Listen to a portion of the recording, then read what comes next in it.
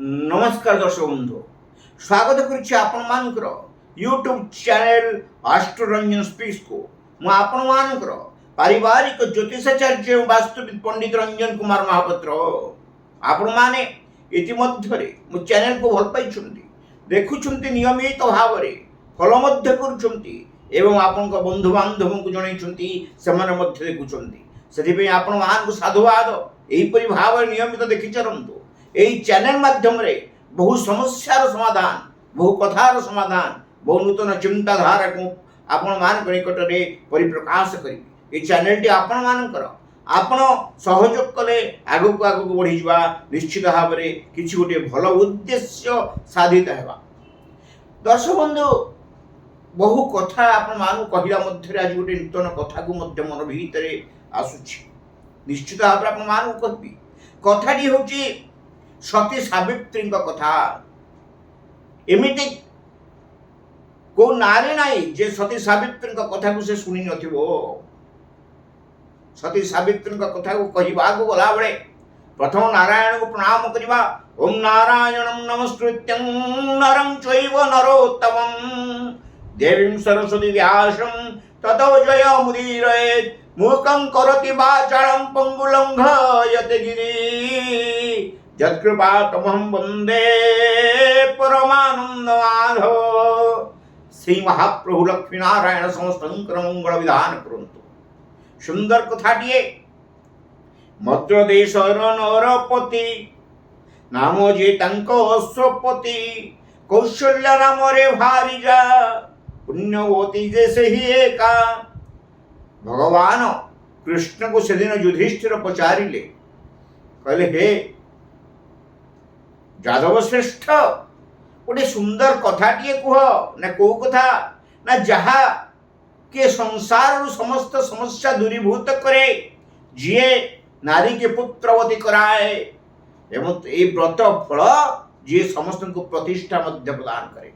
भगवान कृष्ण हसिले धन्य हे धन्य नर राज देखी धर्मे तुम प्रीति आज कहूची बुझाई जे सुन एवं तो कथा जे प्रमाण।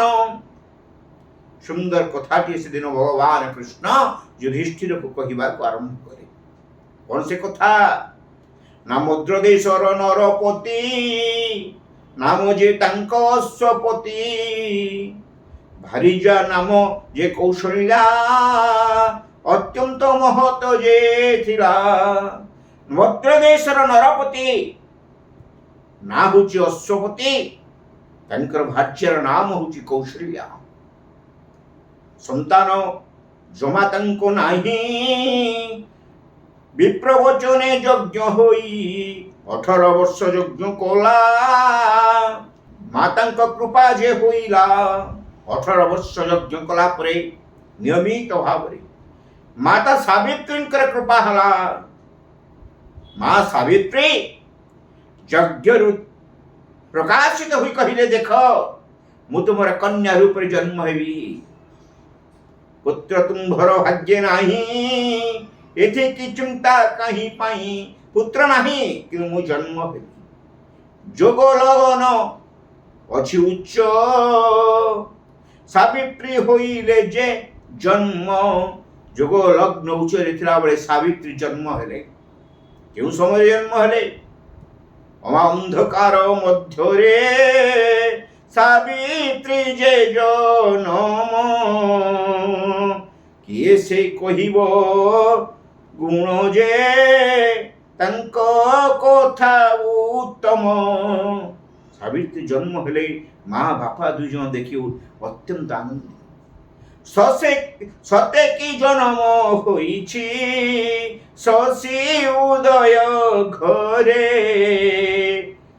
राजा रानी दुए आनंद धरी कन्या को कोले कन्या को कोले धारण करी सेदिन राजा रानी अत्यंत आनंद। मद्रदेशर नरपति एपटरे कन्याटी बढ़िबा को लगिला। शुक्ल पक्षर रात्र परी कन्या जे बढ़े से ही परी अत्यंत सुंदर दिशिला बुद्धि रे सरी हेला विद्या बुद्धि रे प्रचंड बुद्धि और विद्या रे प्रतिष्ठा लाभ करने को लगिला झियो एमते गला किछि दिन যৌবন যে হইলা বিধান রাজা রানীଙ୍କର ମନରେ ଚିନ୍ତା ଝିଅକୁ ବାହାଘର କରିବେ ଆସି ପହଞ୍ଚିଲେ ନାରଦ ମହର୍ଷି ବତାଇ ନ ଦେଲେ ତାହା କହ ତୁମ୍ଭେ କନ୍ୟାକୁ ତୁମର ବର ବରୁ ସେ ଯାହା ଆଉ ଚିନ୍ତା କାହିଁକି କନ୍ୟା ତ ରୂପବତୀ ଗୁଣବତୀ ବୁଦ୍ଧିମାନି ବୁଦ୍ଧି ମଧ୍ୟ ପ୍ରବଳ ଛାଡ଼ି ଦିଅ ସେ ଯାଇ ନିଜର ସ୍ୱାମୀକୁ ନିର୍ବାଚିତ କରୁ ସେଦିନ ଅଶ୍ୱରେ ବସି ସାବିତ୍ରୀ ଦାସୀ ମାଙ୍କ ସହିତ ଏଇ ଯୋଉ ଝିଅଟି ଜନ୍ମ ହେଇଥିଲା ତା ନାଁ ଦିଆଗଲା ସାବିତ୍ରୀ ସେଦିନ ସାବିତ୍ରୀ ଦାସୀ ମାନଙ୍କ ସହିତ ବୁଲିବାକୁ ଯାଇଛନ୍ତି ଏପରି କିଛି ବାଟ ଗଲା ପରେ ଦେଖିଲେ ଗୋଟେ ସୁନ୍ଦର ଅରଣ୍ୟର ଶୋଭାରାଜ୍ୟ ଅତ୍ୟନ୍ତ ମନୋମୁଗ୍ଧକର କୋଉଠି କୋକିଳ ବୋବଉଛି ତ କେଉଁଠି ସାରି କୋଉଠି କୁମ୍ଭାଟୁଆ ବୋବଉଛି ତ କେଉଁଠି ମୟୂର ଗତିଶୀଳ ଭାରି ଆନନ୍ଦ ଲାଗିଲା ସେଦିନ ସାବିତ୍ରୀଙ୍କୁ ସେ ମନ ଦେଖିଲେ ଏକ ସୁନ୍ଦର ଆଶ୍ରମ ମଧ୍ୟରେ ଜଣେ ସୁଠାମ ଯୁବକ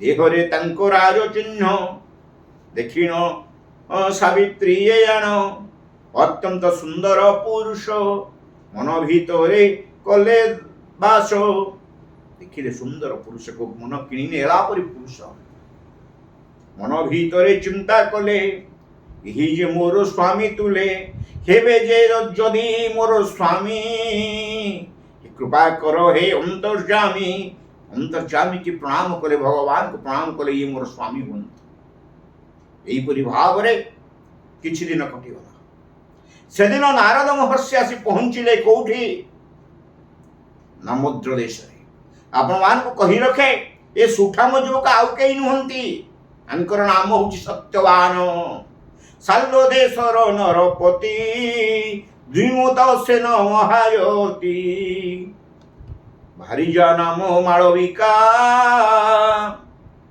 पुत्र जे संभव एका पुत्र गोटिए पुत्र सत्यवान समय क्रमे अंध हेले राज्य विताड़ित हेले द्विमुत सेन जेते राज्य विताड़ित हो गले निज जीवन को सन्यासी जीवन भाव रे वर्ण करिले सत्यवान एपटरे नारद महर्षि कथा अनुसार सावित्री जाइछन्ति निजर बर प्राप्त खोजिया पाई सेदिन आश्रम मध्य देखा गला सत्यवान आखि की आखि जे मिलिला अंतरे प्रेम जात हेला मन भितरे कले स्थिर এই যে স্বামী মোর স্থির মন ভিতরে স্থির করে দেলে এই মোর স্বামী হেবে চিরকাল পাই এই মোর স্বামী হেবে ফেরি আসিলে সেদিন রাজনর কো সাবিত্রী ঝিଅର ବୟସ କ୍ରମ ଜାଣି ରାଜା ଉତ୍କଣ୍ଠିତ କେଉଁପରି ଭାବରେ କନ୍ୟାକୁ ବିବାହ କରାଇବେ ଏ ସମୟରେ आसी पहुंचिले सेठी नारद महर्षि जान निज दुख कथा कहिले राजन भमुनि मो कथा सुन कन्या जे मोहर चंद्र कला परी बढ़िला देख जे तुम्हें कन्या पाई जोई जामाता जे आजी ठिकोड़ा करिबु आमे कन्या पाई आमे जामाता खोजुछु हेरुसी बाटो बताओ सुंदर जामता बरण करिले झियकु होइबो न्याय झियकु न्याय हेबो सेदिन जेते कपि देले सेते बेले ଅଶ୍ୱପତି ଅଶ୍ଵ ରଥ ସହିତ କନ୍ୟାକୁ ପଠେଇଥିଲେ ଆପଣମାନଙ୍କୁ କହିଲି। ଯାଇ ପହଞ୍ଚିକି ମନ ଭିତରେ ଯେତେବେଳେ ସତ୍ୟବାନକୁ ଦେଖିଦେଲେ ମନ ଭିତରେ ଆନନ୍ଦିତ ହେଇଗଲେ। ଏପଟରେ ଯେତେବେଳେ ନାରଦଙ୍କ ପାଖରେ ପ୍ରସ୍ତାବ ପଡ଼ିଲା, ନାରଦ ତପୋବଳରେ ଆଣିଲେ ଏ କନ୍ୟା ନିଜକୁ ସମର୍ପି ଦେଇଛି ଜଣଙ୍କ ପାଖରେ, ସେ ହେଉଛନ୍ତି ସତ୍ୟବାନ। କି କଲା ଇଏ? ଏହାର ଆୟୁଷ ଆଉ 1 ବର୍ଷ କେମିତି ବରଣ କଲା। ମନ ଭିତରେ ସେ ସ୍ଥିର ଯେ କରିଲା, ଏମିତି କେମିତି ହେଲା? କେମିତି ହେଲା ଏ କଥା? ବର୍ଷ ଭିତରେ ସତ୍ୟବାନ ମରିବ। ରାଜା କୁ ସେଦିନ ରାଜା ଅଶ୍ୱପତିଙ୍କୁ ସେଦିନ ସମସ୍ତ କଥା ନାରଦ କହିଲା ପରେ ଝିଅକୁ ଡକା ହେଲା। ଝିଅକୁ ମଧ୍ୟ ଏ କଥା କୁହାଗଲା। ଝିଅ କିନ୍ତୁ ନଛୋଡ଼ ବନ୍ଧା। ଝିଅ କହିଲା, ନା ମୁଁ କେବଳ ବିବାହ କରିବି, ତାକୁ ହିଁ ବିବାହ କରିବି। ସଂକଳ୍ପ କରିଛି ବିବାହ କରିବି, ଯାହା ବି ଯେ ହେଇଯାଉ। ବାଗ୍ଦତ୍ତା ହୋଇଲେ ସଭା ହୋଇବ, ଫେରିବ ଯେ ନାହିଁ ଆଉ। ଝିଅର ଜିଦି ଦେଖି ଅଶ୍ୱପତି ମନ ଭିତରେ ସ୍ଥିର କରୁଛନ୍ତି କଣ କରିବେ। ନାରଦ ମୁନି ମଧ୍ୟ ଭାରି ଖୁସି। ଯାହା ହଉ ଝିଅ ନିଜର କଥାରେ ଅଟଳ ରହିଛି। ବିବାହ ହୋଇଗଲା। ବିବାହର 1 ବର୍ଷରେ ମୃତ୍ୟୁ ଯୋଗ ଅଛି। କାହାର? ନା ସତ୍ୟବାନଙ୍କର। ଆଶ୍ରମରେ ଯାଇ ରହିଲେ ସ୍ୱାମୀ ସ୍ତ୍ରୀ ହୋଇ। ସେଦିନ ସତ୍ୟବାନ ଏବଂ ସାବିତ୍ରୀ ପ୍ରତିଦିନ କାଠ କାଟି ଯେତିକି ମିଳେ ଗୁଜୁରାଣ ମେଣ୍ଟାନ୍ତି। ବର୍ଷେ ହେବାକୁ ଆଉ 4 ଦିନ ବାକି। ସେଦିନ ସାବିତ୍ରୀ କହିଲେ, ସ୍ୱାମୀ ମୁଁ ତୁମ ସହିତ ଏଥର ଯିବି। ନା କାହିଁକି? ନା ମୁଁ ଯିବି ମନ କାହିଁ କହୁଛି। ସ୍ୱାମୀ ଅଟେ, ସ୍ୱାମୀର ସ୍ତ୍ରୀ ହଉଛି ସ୍ୱାମୀର, ସ୍ୱାମୀ ସ୍ତ୍ରୀର ଇଷ୍ଟ ହୋଇଥିଲା ବେଳେ ସ୍ୱାମୀ ହଉଛି ଗୁରୁ ସ୍ତ୍ରୀର। ଆପଣଙ୍କ ସାଙ୍ଗରେ ମୁଁ ଯିବି, ଆପଣଙ୍କ ସାଙ୍ଗରେ ଛାଇ ପରି ରହିବି। ସମୟ ଧୀରେ ଧୀରେ ଗତିଶୀଳ ହେଲା। ଆସି ପହଞ୍ଚିଲା ଅମାବାସ୍ୟା। ସେଦିନ ହୋଇଲା ଏମନ୍ତ। ଅମାବାସ୍ୟା ଆସି ପହଞ୍ଚିଲା। ସେଦିନ କାଠ କାଟୁ କାଟୁ ସତ୍ୟବାନଙ୍କର ମୁଣ୍ଡ ବୁଲେଇ ଦେଲା। ପଡ଼ିଗଲେ ତଳେ। ଏବଂ ଯେତେବେଳେ ପଡ଼ିଗଲେ ସେତେବେଳେ ସାବିତ୍ରୀ ନିଜ କୋଳରେ ଧାରଣ କରି ସତ୍ୟବାନଙ୍କୁ କାନ୍ଦିବାକୁ ଲାଗିଲେ। କି ବିକଳ କ୍ରନ୍ଦନ! କି ସୁନ୍ଦର ଭାବରେ ଦାମ୍ପତ୍ୟ ଜୀବନ ଅତିବାହିତ ହେଉଥିଲା। ଆଜି ସେ ସମୟ ନାହିଁ। ସତ୍ୟବାନ ମୃତ। ଜୀବନକୁ ଧିକ୍କାର କରୁଛି ସାବିତ୍ରୀ। ତଥାପି ମନରେ କାୟ ମନୋବାକ୍ୟରେ ଭଗବାନଙ୍କୁ ଡାକୁଛି, ହେ ପ୍ରଭୁ ଏ ଜଗତରେ ଥିବା ସମସ୍ତ ଦେବତାଙ୍କ ସ୍ୱାମୀକି ବଞ୍ଚେଇ ଦିଅ। ଏଇ ତ ନାରୀର ଧର୍ମ ନା? ସ୍ୱାମୀ ବିନା ନାରୀର ସ୍ଥିତି କାହିଁ? ମନ ଭିତରେ ପ୍ରଶ୍ନ କରନ୍ତୁ, ବୁଝିପାରିବେ ଦାମ୍ପତ୍ୟ ଜୀବନର ଆନନ୍ଦମୟ ପରିବେଶ କେଉଁପରି। ଆସି ପହଞ୍ଚିଲେ ଯମ ନବା ପାଇଁ ସତ୍ୟବାନ ଆତ୍ମାକୁ। ଦେଖିଲେ ନାରୀଟିଏ କୁଣ୍ଢେଇ ଧରିଛି। ସତ୍ୟବାନ ଶରୀରକୁ ପଚାରେ, ତମେ କିଏ? ନା ମୁଁ ଆଙ୍କର ଭାର୍ଯ୍ୟା, ମୁଁ ଆଙ୍କର ପତ୍ନୀ। ତୁମେ ଛାଡ଼ି ଦିଅ, ମୁଁ ସତ୍ୟବାନ ଆତ୍ମାଟାକୁ ନେଇ ପଳେଇବି। ନା ସେଇଟା ହେଇପାରିବ ନାହିଁ। ନା କାହିଁକି? ନା ସ୍ୱାମୀ କି କଣ ପତ୍ନୀ ଛାଡ଼ିପାରେ? ସ୍ୱାମୀ ବା ପତ୍ନୀର ଜୀବନ। ସ୍ୱାମୀ ମୋ ଜୀବନ, ସ୍ୱାମୀ ପ୍ରାଣ ଧନ, ଏମନ୍ତ ଯେ ହେବ ନାହିଁ। ବିନା ସ୍ୱାମୀରେ କି ଚଳିବି ପାରିବି, କହ ତୁମ୍ଭେ ଜନ୍ତୁ ସାଇଁ। ଯମ କହିଲେ, ମା କଟାଳ କରନା। ଜୀବ ମୃତ୍ୟୁ ହେଲେ ସିଏ ଯମପୁରକୁ ଯାଏ। ମୁଁ ନେଇକି ଯାଉଛି। ବାହାରିଲେ ଯମ ନେଇକି ଯିବା ପାଇଁ ସତ୍ୟବାନ ଆତ୍ମାକୁ। ପଛରେ ଗୋଡ଼େଇଛି କିଏ? ନା ମା ସାବିତ୍ରୀ। ଧନ୍ୟ ଧନ୍ୟ ଏ ହିନ୍ଦୁ ନାରୀର ସ୍ୱାମୀ ପ୍ରତି ଭକ୍ତି ଏବଂ ନିଷ୍ଠା ଅନନ୍ୟ ସାଧାରଣ। ପଛକୁ ଫେରି ଚାହିଁଲେ ସେଦିନ ଯମ, ଏ କି ବିପରୀତ! ନାରୀଟି ମୋ ପଛରେ ଆସୁଛି। ନା କାହିଁକି ଆସୁଛୁ? ନା ଆପଣ ମୋ ସ୍ୱାମୀକି ନେଇ ଯାଉଛନ୍ତି। ସ୍ୱାମୀ ମୋର କାୟା ହେଲେ ମୁଁ ତାଙ୍କର ଛାୟା। ଚଳିବି କିପରି, ବଞ୍ଚିବି କିପରି? ନା କଣ ଚାହୁଁଛୁ, ନା କଣ ଚାହିଁବେ ଆପଣ ଜାଣନ୍ତି?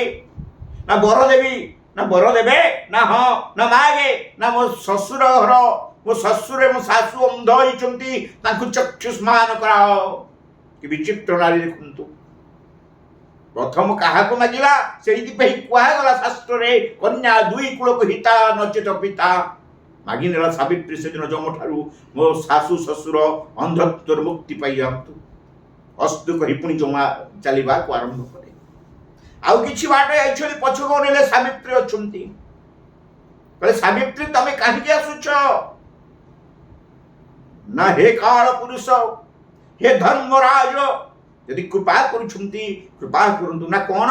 ନା ମୋ ସ୍ୱାମୀଙ୍କର ରାଜ୍ୟ ମୋ ଶ୍ୱଶୁର ହରେଇଛନ୍ତି, ଶ୍ୱଶୁର ମୋର ରାଜ୍ୟ ଛଡା ହେଇଛନ୍ତି, ଅନ୍ଧତ୍ୱ ହେତୁ ତାଙ୍କୁ ରାଜ୍ୟ ମିଳୁ। ଅସ୍ତୁ କହି ପୁଣି ଚାଲିଛନ୍ତି ଯମ। ପଛରେ ଗୋଡେଇଛି ସାବିତ୍ରୀ। ଶରୀରରୁ ପବନ ଚାଲିଗଲେ ସିନା ଶରୀର ନିଥର ହୋଇଯାଏ, ଏଠି ସ୍ୱାମୀ ସ୍ତ୍ରୀଙ୍କର ଗୋଟିଏ ମନ। ଆଶ୍ଚର୍ଯ୍ୟ ସେଦିନ ଯମ ନାରୀର ଏ ପ୍ରକାରର କଥାକୁ ଦେଖି, ଏ ପ୍ରକାର ସ୍ୱାବଲମ୍ବିତା, ଏ ପ୍ରକାରର ଭାବକୁ ଦେଖି ସେଦିନ ଯମ ଆଶ୍ଚର୍ଯ୍ୟ ହେଲା ପରେ କହିଲେ, ସାବିତ୍ରୀ ଆଉ ଗୋଟେ ବର ମାଗ, ଦେବୀ, ତମେ ଏଇଠୁ ଫେରିଯିବ। ଦେବେ? ନା ହଁ। ନା ମୋ ସ୍ୱାମୀ କୁ ତ ଆପଣ ନେଇଗଲେ, ମୋ ଶ୍ୱଶୁର ବଞ୍ଚିବେ କିପରି? କଣ ଚାହୁଁଛ? ନା ଶତପୁତ୍ର ମୋ ଶାଶୁ ଘରକୁ ମିଳୁ, ମୋ ଶ୍ୱଶୁରଙ୍କର ଶତପୁତ୍ର ହୁଅନ୍ତୁ। ଅସ୍ତୁ କହି ଯମ ଚାଲିବାକୁ ଲାଗିଲେ। ମନ ଭିତରେ ସାବିତ୍ରୀର ବହୁ ପ୍ରଶ୍ନ। ପୁଣି ପଛରେ ଚାଲିଛି। ଯମ ପଛକୁ ଫେରି ଚାହିଁଲେ, ସାବିତ୍ରୀ ପଛରେ ଚାଲିଛି। ଦାମ୍ପତ୍ୟର ଗୁଡ଼ ଗାଈ ମାକୁ ଧାରଣ କରି ସତୀ ସାବିତ୍ରୀ ପତିଙ୍କର ଅନୁସରଣ କରୁଛି, ଧର୍ମଙ୍କର ଅନୁସରଣ କରୁଛି, ଯମଙ୍କର ଅନୁସରଣ କରୁଛି। ଯମ ଅଟକି ଗଲେ, କାହିଁକି ଆସୁଛ? ତମକୁ 3ଟି ବର ଦେଲିଣି, ନା ଆଉ କିଛି ଦଉନାହାନ୍ତି? ନା ଆଉ କଣ ନବ? ନା ମୁଁ ତ ପଳେଇ ଆସିଲି, ମୋ ବାପା ଘରେ ଆଉ କେହି ନାହାନ୍ତି, ମୋ ବାପା ମା ଚଳିବେ କେମିତି? ନା ତେବେ ଠିକ ଅଛି, ତମ ବାପା ମାଙ୍କର 100 ସନ୍ତାନ ହୁଅନ୍ତୁ। ଦେଖନ୍ତୁ, କନ୍ୟା ଦୁଇ କୂଳକୁ ହିତା। ଏପଟେ ବାପ ପାଇଁ ମାଗିଦେଲା, ସେପଟେ ଶ୍ୱଶୁର ପାଇଁ ମାଗିଦେଲା। ଚାଲିଲେ ଯମ। ପଛରେ ଗୋଡେଇଛି। ପଛରେ ଗୋଡେଇଛି କିଏ? ନା ସାବିତ୍ରୀ। ପଚାରିଲେ ଯମ ପୁଣି, କଣ ଦରକାର? ନା ମୋ ସ୍ୱାମୀ ତ ନେଇଗଲେ, ମୁଁ ଚଳିବି କିପରି? ମତେ କିଛି ବର ଦିଅନ୍ତୁ। ନା ବର ନବ? ନା ହଁ। ନା ତୁମର କଣ ଦରକାର? ନା ଶତପୁତ୍ର ମାତା ମୁହିଁ ହୋଇବି ସଂସାରେ, ଏହି ବର ଦିଅ ଧର୍ମ ଇচ্ছে ମୁଁ ମନରେ, ମତେ ଏଇ ବର ଦିଅ। ଅସ୍ତୁ କହିଦେଲେ ସେଦିନ ଯମ। ନାରୀର କଥାରେ, ନାରୀର ବିନତିରେ ମୁଗ୍ଧ ହୋଇ ସେଦିନ ଯମ କହିଦେଲେ ଏଇ କଥା। ବସିଗଲା ଯମଙ୍କର ପାଦ ଧରି ସେଦିନ ସାବିତ୍ରୀ। କହିଲା ଆଉ ଛାଡ଼ିବି ନାହିଁ। ଯମ କହିଲା, ଆରେ ତୁ ତ ବର ସବୁ ନେଇଗଲୁଣି, ତତେ ଆଶୀର୍ବାଦ ମୁଁ ଦେଇ ସାରିଲିଣି, ମତେ ଛାଡେ, ମୁଁ ଆତ୍ମାଟାକୁ ନେଇକି ଯାଏ ସତ୍ୟବାନର। ନା କେମିତି ହବ? ଆଉ ଆପଣ କହିଲେ ଶତପୁତ୍ର ଜନନୀ ମୁଁ ହେବି, ସ୍ୱାମୀ ନଥାଇ ପୁତ୍ର କଣ ହୋଇପାରିବ ଜନ୍ମ? ଯମଙ୍କର ଚେତା ପଶିଲା, ଆରେ କେତେ ବଡ କଥା କହିଦେଲି, ସ୍ୱାମୀ ତ ନେଇଯିବି, ଦୋଚାରୁଣୀ ବୋଲି କହିବେ, ଆହେ ଧର୍ମରାଜନ, ସ୍ୱାମୀ ମୋର ନାହିଁ କେମନ୍ତେ, ପୁତ୍ର ହେଲା ଜନ।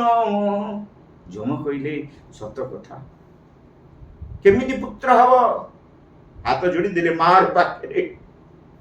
ଯୋଉ ଦେବୀ ସ୍ୱରୂପିଣୀ ସାବିତ୍ରୀ ଏଠି କନ୍ୟା ରୂପରେ ଜନ୍ମ ଗ୍ରହଣ କରିଛି, ଆଜି ଯମ ତା ପାଖରେ ପରାସ୍ତ। ନତମସ୍ତକ ଯମ ସେଦିନ କହିଲେ, ହାରିଲି ହାରିଲି ମାରେ, ତୋର ପତି କି ନିୟ, ମୋର କଥାରେ ମୋ ପରାସ୍ତ, ଏବେ ଆନନ୍ଦ ହୁଅ। ମୋ କଥାର ଭଙ୍ଗୀରେ ତୁ ପରାସ୍ତ କରିଦେଲୁ। ଏ ସଂସାରରେ ଯିଏ ତୋର ବ୍ରତ ବିଧାନ କଥା ପଢିବ, ଯିଏ ତୋର ତ୍ୟାଗପୂତ ଜୀବନ କଥା ପଢିବ, ଯିଏ ସ୍ୱାମୀ ପାଇଁ ତ୍ୟାଗ କରିଥିବା ନାରୀର କଥା, ତୋର କଥା ପଢିବ, ଏ ସଂସାରରେ ତାର ମଙ୍ଗଳ ହେବ, ତାର ସ୍ୱାମୀ ସନ୍ତାନର ମଙ୍ଗଳ ମଧ୍ୟ ହେବ।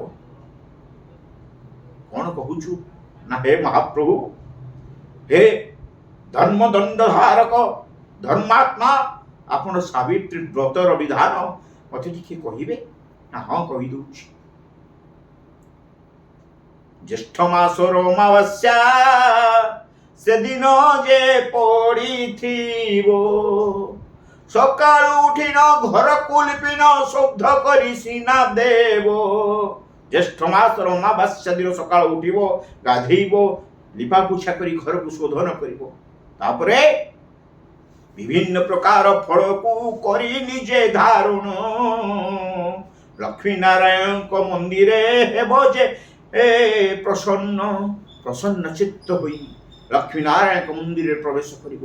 ମହାପ୍ରଭୁ ଭୋଗ ଦେବା ପୂର୍ବରୁ ଆଉ କ'ଣ କରିବ ନା ଲକ୍ଷ୍ମୀ ନାରାୟଣଙ୍କୁ ପୂଜିବ। ତୁମ୍ଭେ ଯେ ଭକ୍ତି ଭରେ ପ୍ରଭୁ ମାତା ଓ ପ୍ରିୟର କୃପା ଯେ କରିବେ ଯେ ସିନା ତୋରେ, ମାତା ଏବଂ ପିତା ନିଶ୍ଚିତ ଭାବରେ ତତେ ଆଶୀର୍ବାଦ କରିବେ।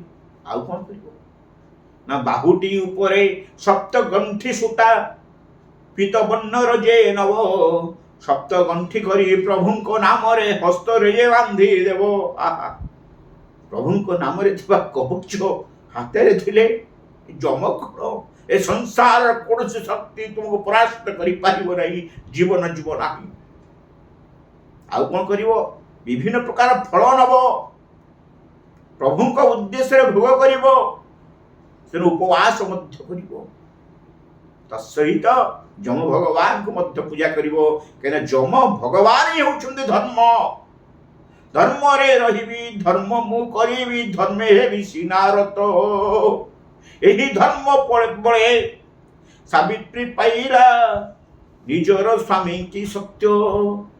ଧର୍ମରେ ଥିଲେ, ଧର୍ମ କରିଲେ ନିଶ୍ଚିତ ଭାବରେ ସତ୍ୟବାନ ପରି ସାବିତ୍ରୀ ପାଇଥିଲା ପରି ଆପଣମାନେ ମଧ୍ୟ ଆପଣ ସ୍ୱାମୀଙ୍କର ସୁଖ ଲାଭ କରିବେ। এই কথা শাস্ত্র কହୁଥିଲା ବେଳେ ଦଶବନ୍ଧୁ ଦୁଇଟି କଥା, ଜୀବନର ନିର୍ଯାସ ମଧ୍ୟରେ ସ୍ୱାମୀକି ଭଲ ପାଇବା ଶିଖ, ସ୍ୱାମୀକି ଭକ୍ତି କରି ଶିଖ, ସ୍ୱାମୀକି ଆପଣାର କରି ଶିଖ। ଗୋଟିଏ କୂଳକୁ ଛାଡ଼ି ଆପଣ ଏ କୂଳକୁ ଆସିଛନ୍ତି, ଏ କୂଳର ସମସ୍ତଙ୍କୁ ନିଜର ମଣି କାର୍ଯ୍ୟ କଲେ ସଫଳତା ଲାଭ କରିବେ। ଦାମ୍ପତ୍ୟ ଜୀବନରେ ଗଠବନ୍ଧନକୁ ବାନ୍ଧି ରଖିବାରେ ବ୍ରତ ବହୁତ ସାହାଯ୍ୟ କରେ। ଉତ୍ତର ଭାରତରେ ବଟ ପୂଜା ହୁଏ। ବଟ ବୃକ୍ଷ ଯେଉଁପରି ମହନୀୟ, ଯେଉଁପରି ବିପୁଳ ବ୍ୟାସ ବିଶିଷ୍ଟ, ସେହିପରି ଭାବରେ ପରିବାର ବଢ଼ିବା ପାଇଁ ଲୋକ ଇଚ୍ଛା କରି ବଟ ବୃକ୍ଷକୁ ପୂଜା କରନ୍ତି। ଏ ପ୍ରକାର ପୂଜା ଭାରତୀୟ ସଂସ୍କୃତିରେ ଏକ ଅନନ୍ୟ ଅସାଧାରଣ ପୂଜା। ଯେଉଁମାନେ ପୂଜା କରନ୍ତି, ଯେଉଁମାନେ ସାବିତ୍ରୀଙ୍କ ତୁଲ୍ୟ ସତ୍ୟବାନ ସ୍ୱାମୀକି ପୂଜା କରନ୍ତି, ସେମାନେ ଅହିୟ ସୁନ୍ଦରୀ ହୁଅନ୍ତି ବୋଲି ଶାସ୍ତ୍ର କହିଛି। ଦାମ୍ପତ୍ୟରେ କେବେ ହେଲେ ବିରୋଧାଭାସ ଆସେ ନା।